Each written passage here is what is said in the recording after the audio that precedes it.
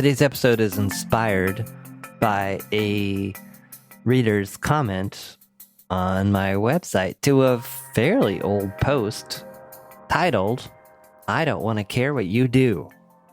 Kind of a provocative title, I know. The whole topic today is around networking. I don't know about you, but when I hear the topic network, I just kind of get this kind of just, I don't know, disgusting, revolting kind of bodily response to, someone say, "Hey, would you like to go to a networking event?" No, thanks. Although I would say my attitude has changed gradually over time, but with some help and some work I did with a coach around this. So some of that will inform this. Others is just my own experience and what I think works. So this blog post was riffing on a quote that I had taken from a book titled "Everything That Remains," a memoir by the minimalists. Those two people being Joshua Fields Milburn and Ryan Nicodemus. It's one of those books that the writing is just super clear, and several profound thoughts about stuff and our lives and what matters. So this particular section that I was quoting from, actually, this is the quote. "But let's think about the question for a moment. What do you do?" In reality, it's such a broad inquiry that any answer would suffice. What do? I do a lot of things. I drink water, I eat food, I write words sloppily onto little yellow legal pads. Once you scrape away its cheap gold plating, however, we find a series of noxious inquisitions leaking beneath the surface. Sadly, what we're asking when we posit this question, albeit unknowingly, is, how do you earn a paycheck? How much money do you make? What's your socioeconomic status? And based on that status, where do I fall in the socioeconomic ladder compared to you? Am I a rung above you? Below you? How should I judge you? Are you even worth my time? And so that got me to thinking, because I had an experience where my family was camping and we met another family and our kids instantly had fun playing together. And so we spent some time getting to know each other. And it was my reflection that I left as we both went home. I had no idea what they did for a living or how they made money, and realized that it really didn't matter.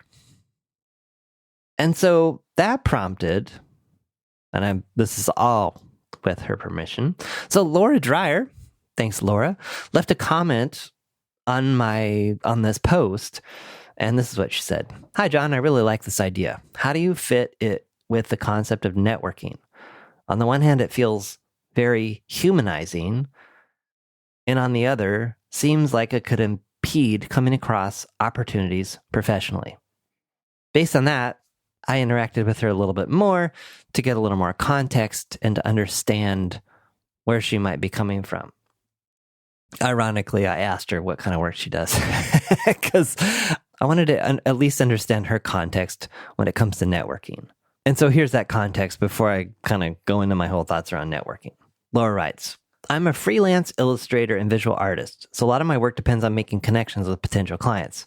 I also listen to the Minimalist podcast, and it's important to me that I maintain my view of humans as having value just for being alive, not for how they can benefit me.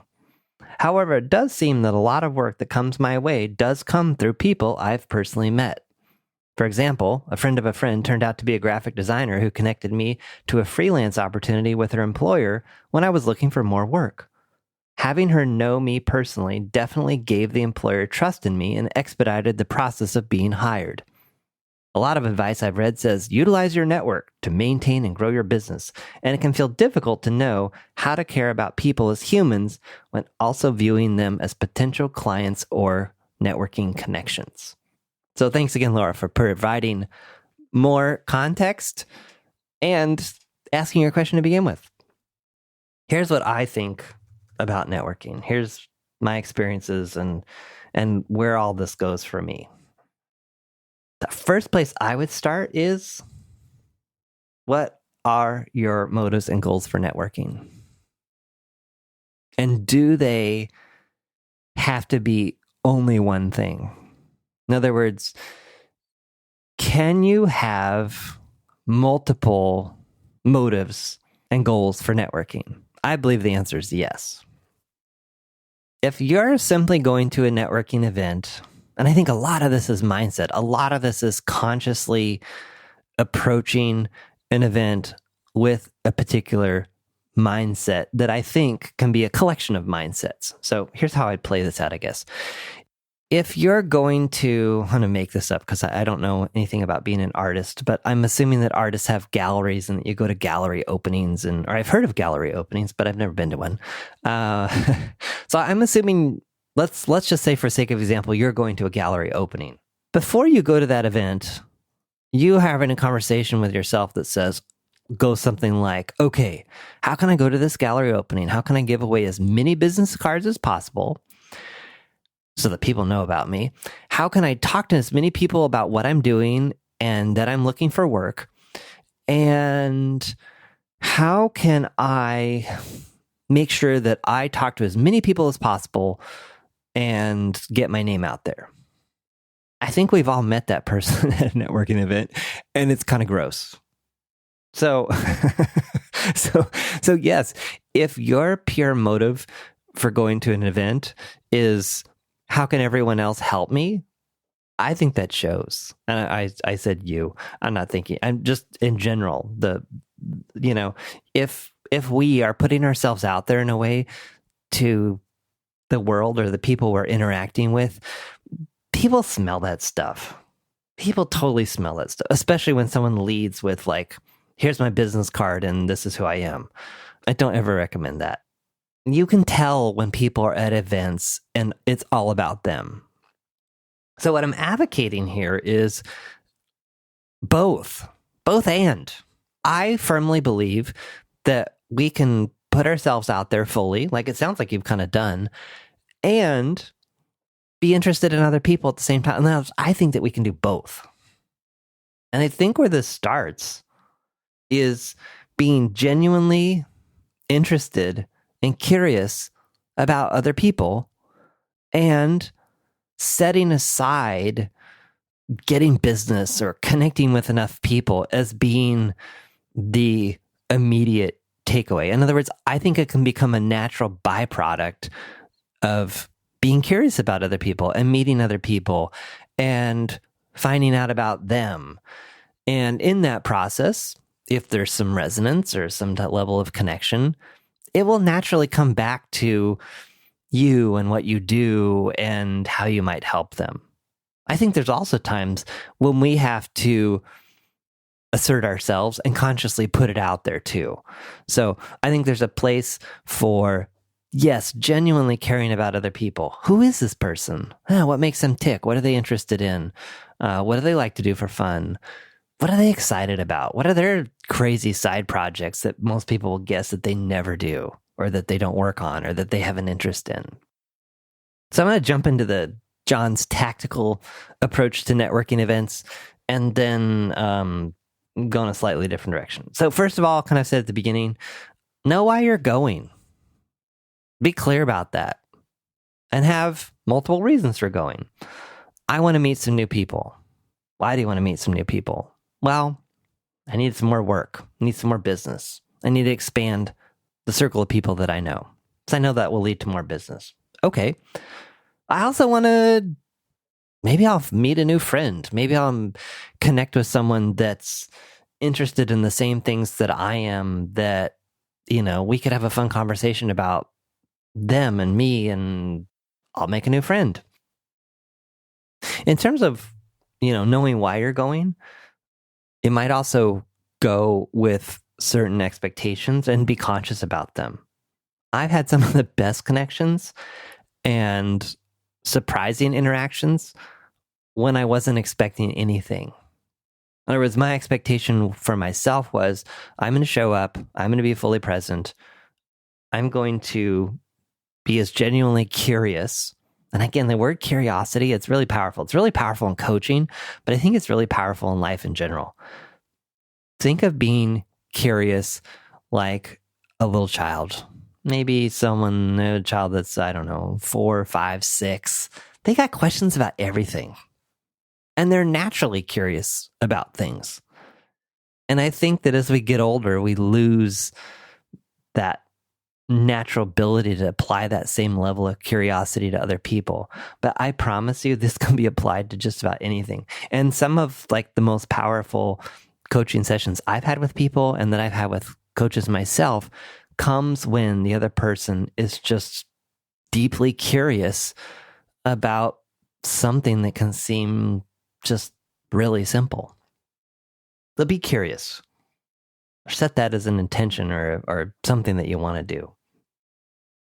And again, not going in with kind of this fixed outcome of this event is only a success if I land some sort of business. Again, because I think that taints, people pick up on that. Oh, they're just hustling to get business, and they kind of are interested in me, but they're ultimately more interested in getting business.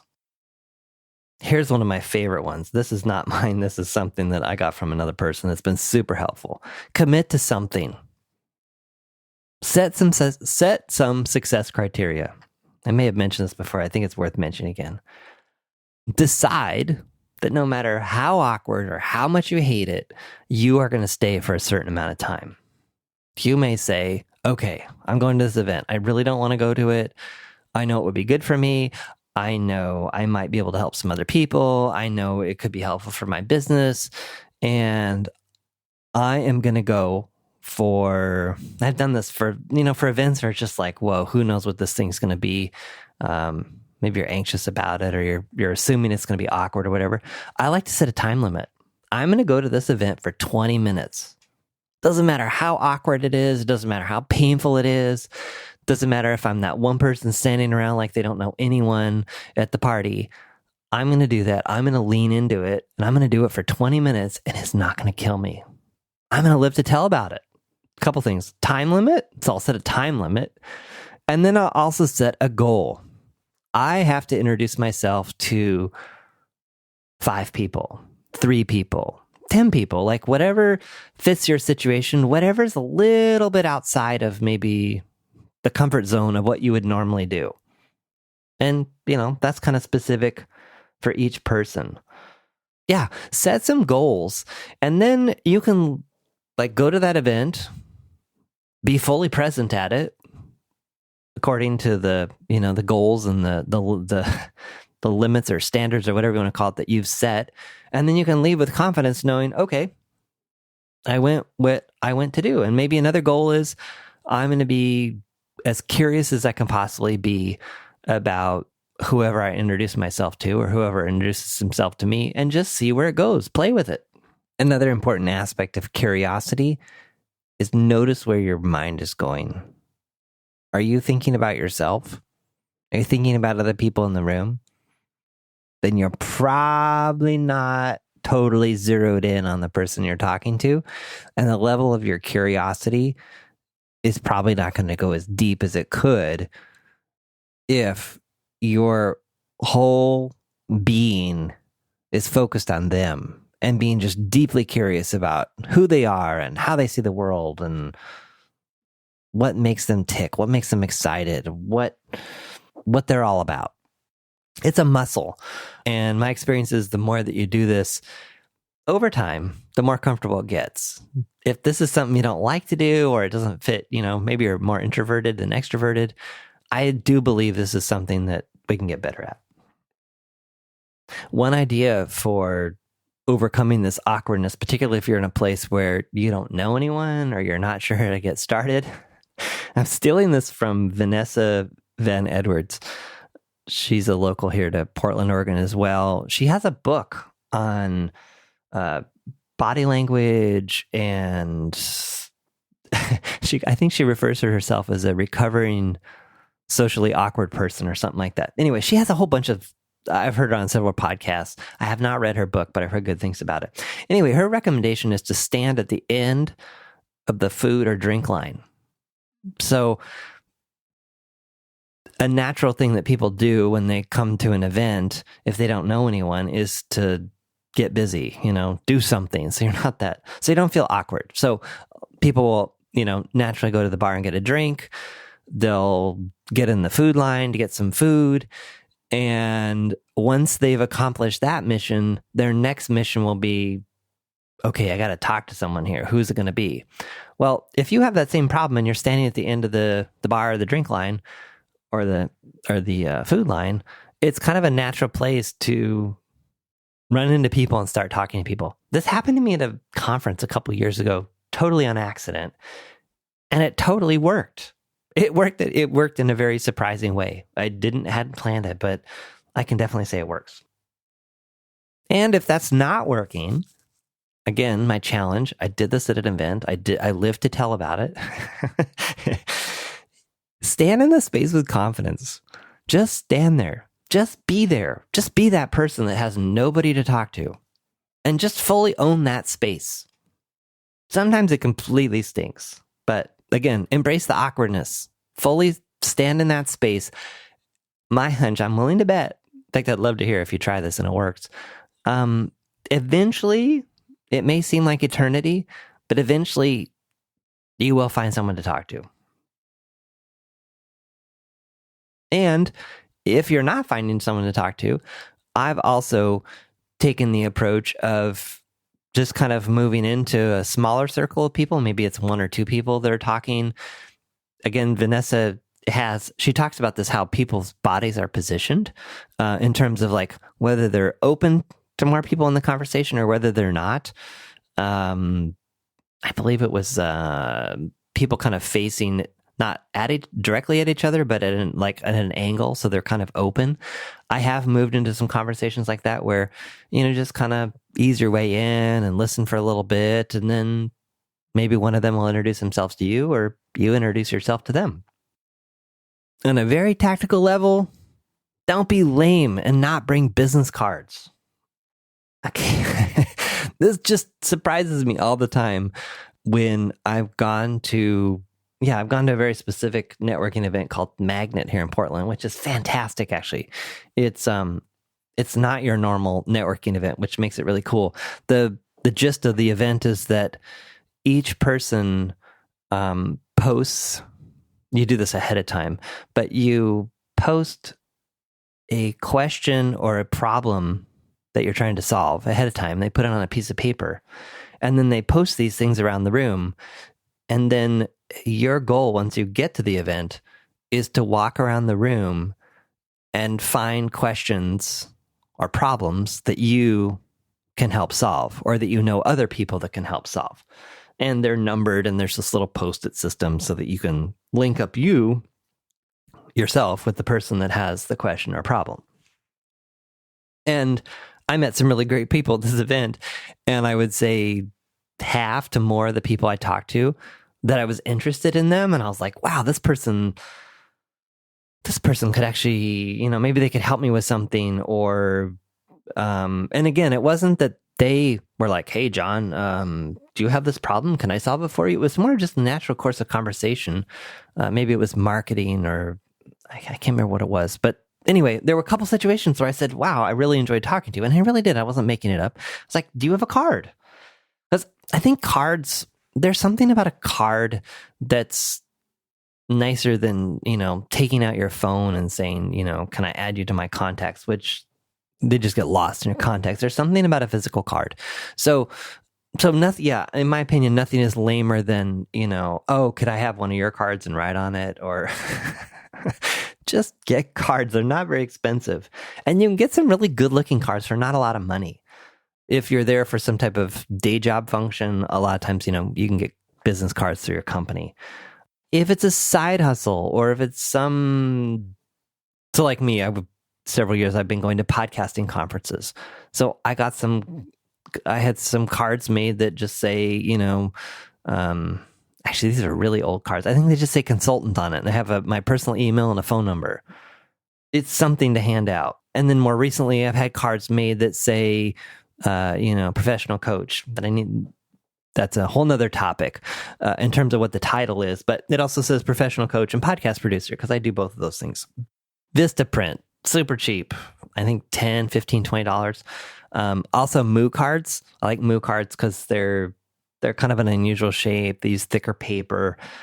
I think I got 50 cards for $30 or 15. I don't know. They're having a sale they're having a sale or something. I think I got 50 really nice cards for 15 or $20. So, and I always carry them. There's also, so if you're in the side hustle space, or you're kind of working on your own little thing in addition to the day job, there's a psychological boost and a clarity that comes from creating these cards. I don't know what it is, but there's something cool about having a card that says, yeah, I'm a podcast producer. And it has, I don't know, it's sustained me in a way that just says, yeah, I do this other thing during the day, and I also do this other thing at night, and I'm interested in this other thing by night, and I'm good at it. If you have some type of side hustle or something, I would not worry about the look or the cheapness of the card. Have a card. Have some business cards. Have something to leave with people if they want to know more about you. But again, I don't recommend leading with the card. Like, nothing is more disgusting than, like I said at the beginning, someone introducing themselves and immediately handing you their card. I typically wait for people to ask for my card. Not very many people do. I was in a situation, though, recently where I was looking at new office space, and I handed the person my card just as a follow-up, just as a, hey, I'm interested in this space. When you have more information as to what's going to really happen, here's how to reach me. And on my card, it says, coach and podcast producer, and they were interested in podcasting. And we had a great conversation about it. I'm not sure that I'm recommending that you have two things. Many people are encouraging me, hey, you've got a niche down, you got to have one thing. Again, who knows? I don't know. That's a topic for another time. Have business cards. Don't be lame.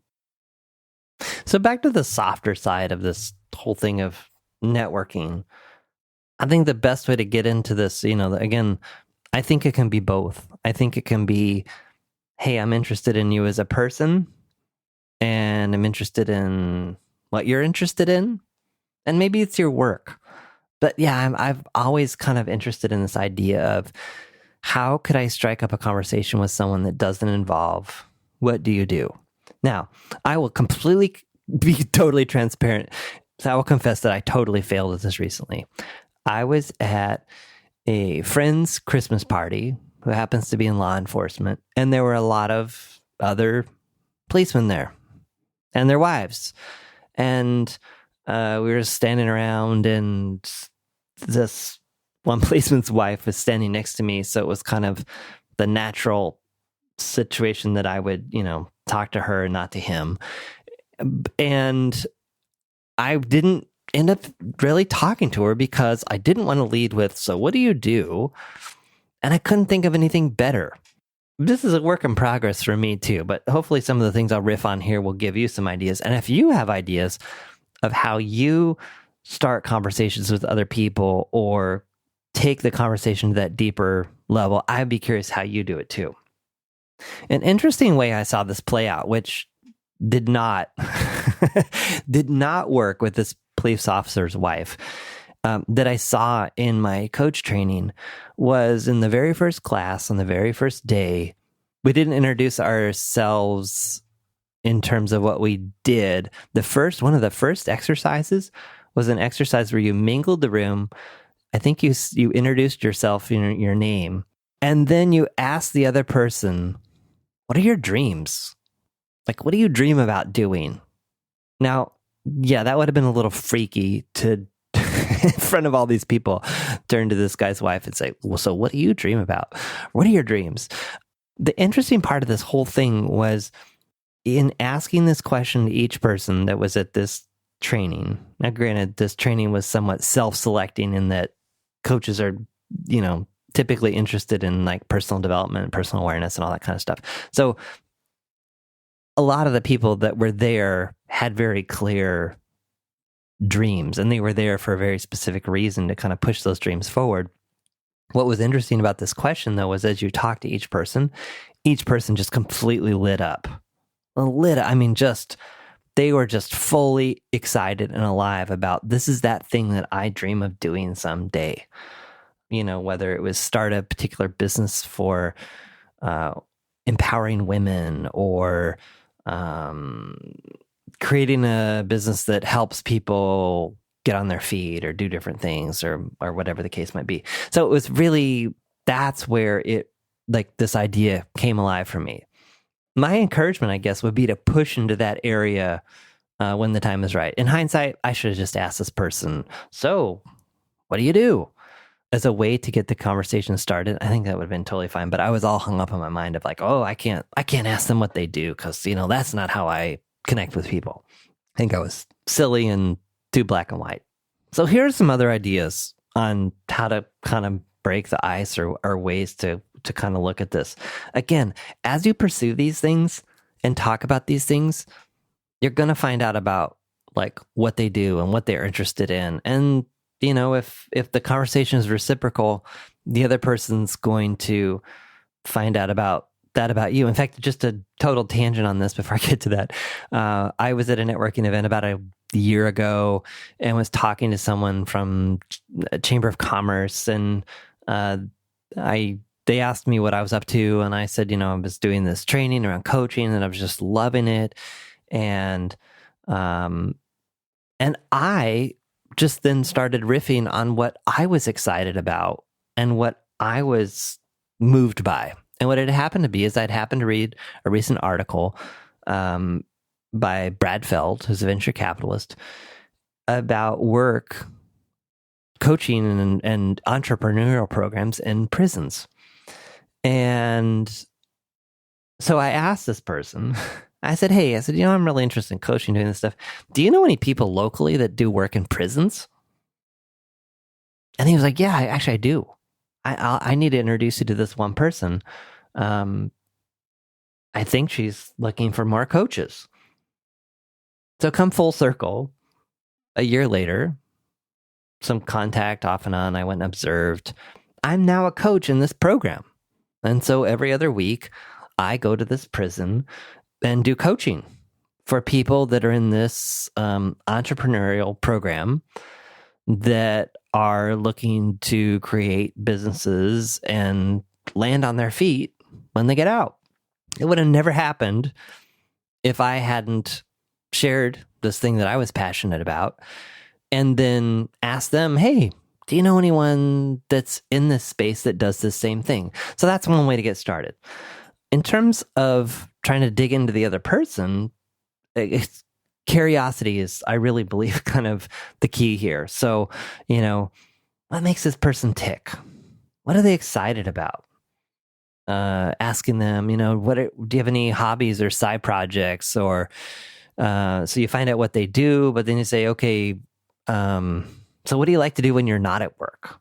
Or what's some of these sound like life coaching questions. So, tweak them. But, what do you like? What would you do if money was not an option?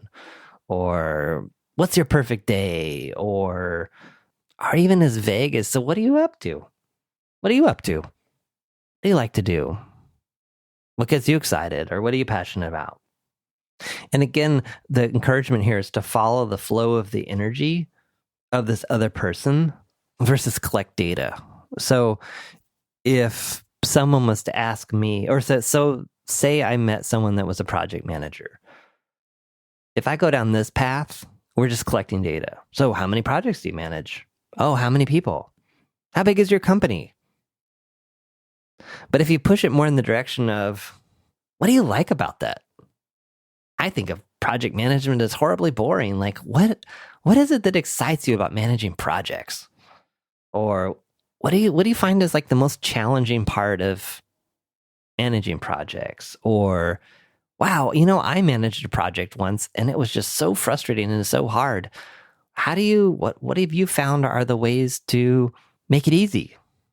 Or maybe you meet that person that's just like, yeah, I do this job and I absolutely hate it. And I wish I could do something else, but there's just no way that I could. And so that's when I like to, well, okay, so if money was not an option, what would you do?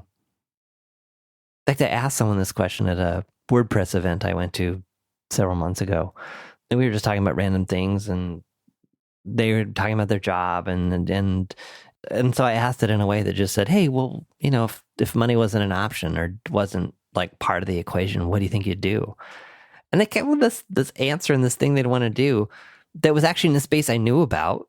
It's related to podcasting, and so I was able to give them some ideas and some suggestions, and I don't know if they did anything with them. It turned out we were both kind of following the same person in the same space, and it led to a whole different conversation. So just being curious, I just can't say enough about curiosity. And also realizing that sometimes it's not going to work, sometimes it's going to flop, and think of it as an experiment, a learning, a growing experience. Also be on the lookout for what are people hungry for? What are they looking for more of in their lives? I came across this idea, which I think is a really powerful one, in a book titled Play Your Bigger Game by Rick Tamlin. I thought there were some subtle, maybe stretching, reachy tie-ins, but I also thought this section was so good I wanted to read it. So page 59, The Hunger Inside. Laura Whitworth, my co-founder of The Bigger Game, this is Rick Tamlin writing, used to say that far too many people live with their hunger dials turned down. That's not a problem for natural-born bigger game players who use their hunger to create lives that fulfill them. The spiritual writer Thomas Merton wrote, "If you want to identify me, ask me not where I live or what I like to eat or how I comb my hair, but ask me what I am living for. In detail, ask me what I think is keeping me from living fully for the thing I want to live for." And continue reading here. I work with clients who have purposely repressed or ignored their hunger pangs because they were locked into a comfort zone that kept them from living fully. Others have admitted to simply being afraid to see where their hunger might lead them.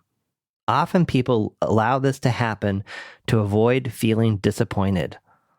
It strikes me as strange that we can live with other emotions like sadness and fear, but most avoid disappointment at all costs.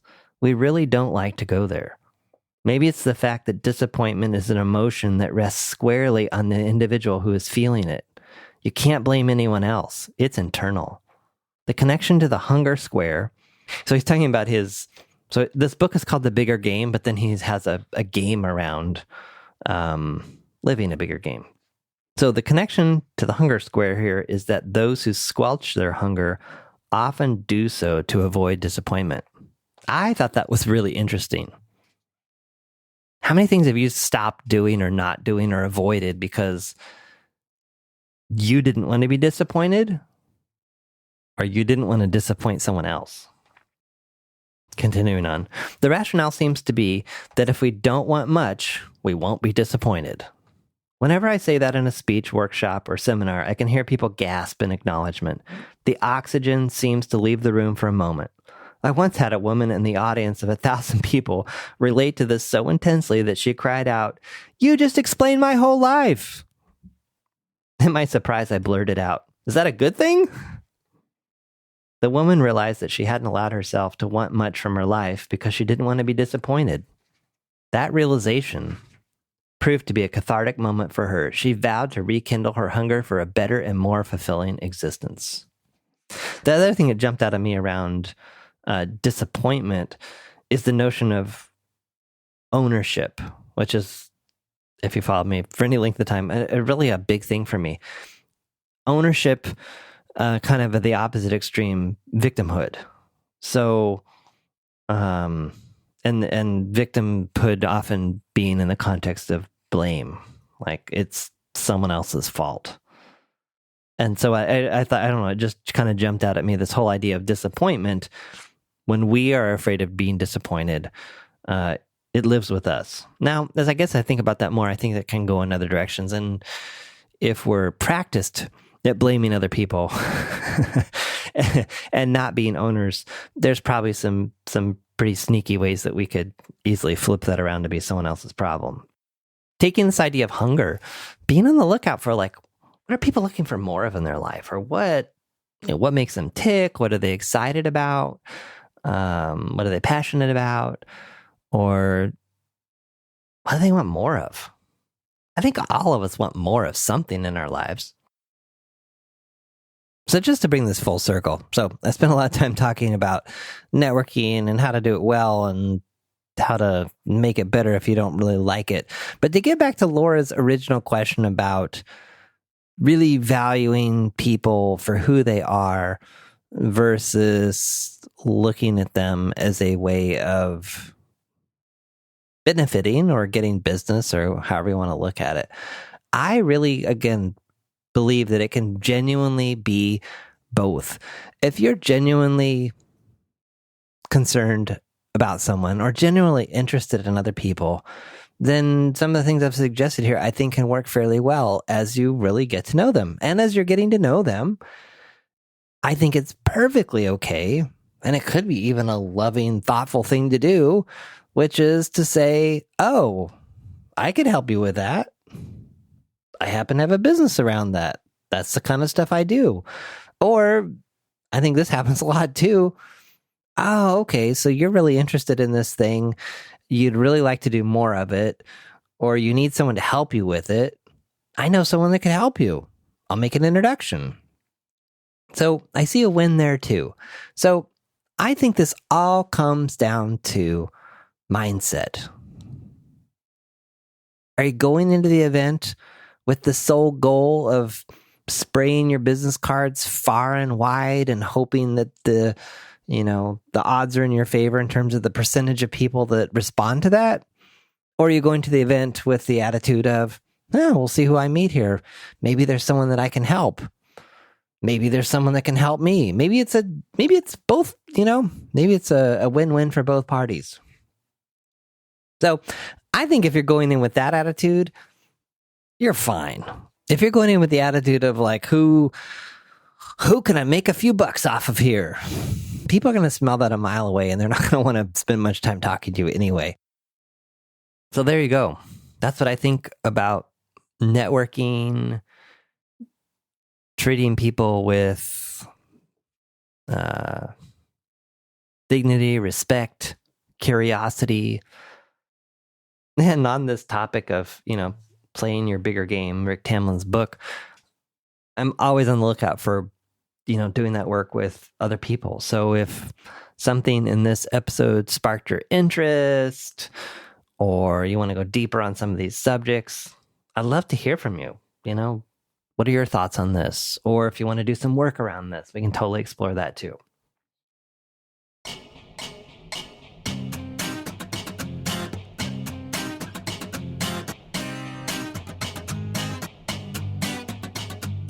Thanks for listening to The John Polster Show. Notes, links, and all that other good stuff for this episode are at johnpolster.com/podcast. If you have questions or ideas around the podcast, send those to podcast@johnpolster.com.